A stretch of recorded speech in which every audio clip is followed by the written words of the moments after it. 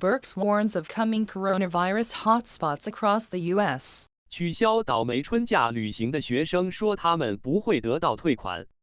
Alexander Nazarian, 亚历山大·纳扎里安 National Correspondent, 国家通讯员4/2020 Washington. Louisiana is poised to become the next epicenter of the coronavirus crisis, White House officials said Thursday, citing new data that shows that 26% of the tests for COVID-19 in that state in recent days have come back positive. That is the second highest rate of infection in the United States, behind New York and New Jersey, where 35% of coronavirus tests have been positive. 华盛顿路易斯安那州有望成为下一个冠状病毒危机的中心。白宫官员周四说，引用新的数据显示，最近几天该州26%的新型冠状病毒肺炎检测结果呈阳性，这是美国第二高的感染率，仅次于纽约和新泽西，那里35%的冠状病毒检测呈阳性。The New York area remains a very clear and important hot zone, Dr. Deborah Birx said at Thursday's briefing of the White House Coronavirus Task Force as she revealed testing statistics on specific states. 德伯拉·比尔克斯 Deborah Birx 博士在周四的白宫冠状病毒工作组吹风会上透露了针对特定州的检测统计数据。他说，纽约地区仍然是一个非常明确和重要的热点地区。What we're seeing finally is testing improving, said Birx, a renowned veteran of the HIV/AIDS fight who is now serving as the response coordinator for the coronavirus task force. She added that the increased testing capacity has allowed states with a low number of confirmed cases to conduct surveillance and containment of sickened individuals. 我们最终看到的是检测结果的改善。Birx 说，他是一位著名的抗击艾滋病老兵，现在是冠状病毒工作组的应对协调员。他补充说，检测能力的提高使得确诊病例数量较少的州能够对患病个人进行监测和遏制。But Birx also sounded a warning about states where more than 10% of those tested for COVID-19 are still being diagnosed with the disease. 但是 Birx 也对那些超过10%接受新型冠状病毒肺炎检测的人仍然被诊断患有这种疾病的州发出了警告。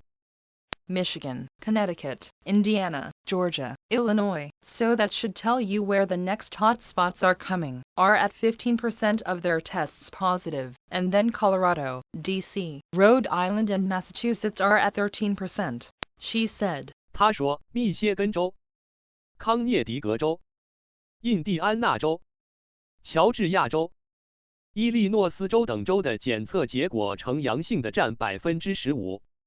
而科罗拉多州、华盛顿特区、罗德岛州和马萨诸塞州的检测结果呈阳性的占13%。这些州应该可以告诉你下一个。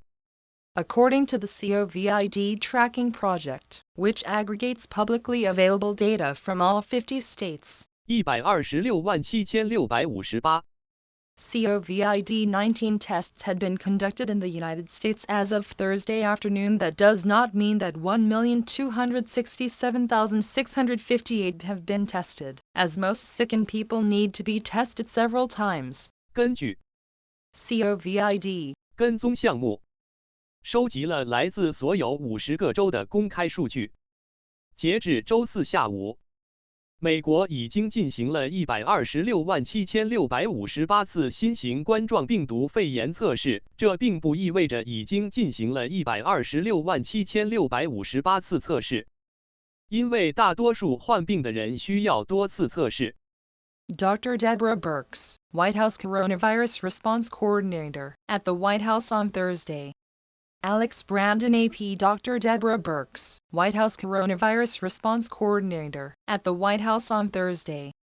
Alex Brandon AP 白宫冠状病毒应对协调员 Deborah Birx 博士，周四在白宫 That statistic represents a drastic escalation of testing across the nation in the last several days, giving epidemiologists the clarity they have desperately needed in the fight against the coronavirus, which has killed nearly 6,000 Americans. 这个数据代表了过去几天全国范围内检测的急剧升级，让流行病学家在对抗这种冠状病毒的斗争中获得了他们迫切需要的清晰度。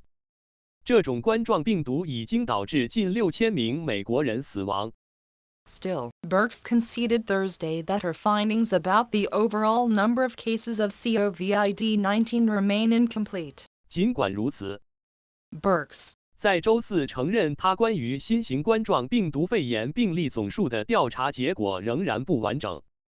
I am still missing 50% of the data, she said. 我仍然缺少50%的数据，他说。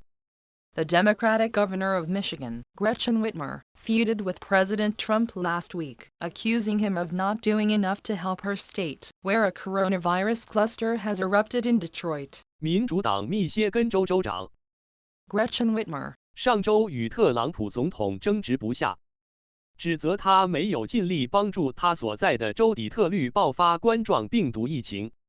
Georgia Governor Brian Kemp, meanwhile, admitted on Wednesday that he had only recently learned that people who were in T showing symptoms could transmit the coronavirus. That led to questions about what had guided him in his decision-making up to that point. 与此同时，乔治亚州州长布莱恩·肯普在周三承认，他直到最近才知道，没有出现症状的人可能会传播这种冠状病毒。这就引出了一个问题，到底是什么引导他做出了这样的决定？ Encouragingly, Birx said that California and Washington state, which saw the first outbreaks of the coronavirus in the U.S., remain steady at an 8% rate of new positive test results. That suggests that lockdown measures instituted by Govs. Gavin Newsom and Jay Inslee, respectively, had their intended effect. 令人鼓舞的是 Birx 说，加利福尼亚州和华盛顿州的冠状病毒首次在美国爆发，新的阳性检测结果保持在8%的稳定水平。这表明，政府加文·纽森和杰伊·英斯利分别采取的封锁措施达到了预期效果。But Birx cautioned that the country was still in danger and that the new potential hotspots show that social distancing guidelines remain the best defense against the virus. 但伯克斯警告说，这个国家仍处于危险之中。新的潜在热点地区表明，社会距离指导方针仍然是抵御病毒的最佳防御手段。We have to change the logarithmic curve that we ray on. We see country after country having done that, Birx said. What it means in the United States is that not everyone is doing social distancing, she said, adding, I can tell by the curve and as it is today that not every American is following it. 我们必须改变我们所处的对数曲线。我们看到一个又一个国家做到了这一点。这在美国意味着，不是每个人都在做社会距离。他说。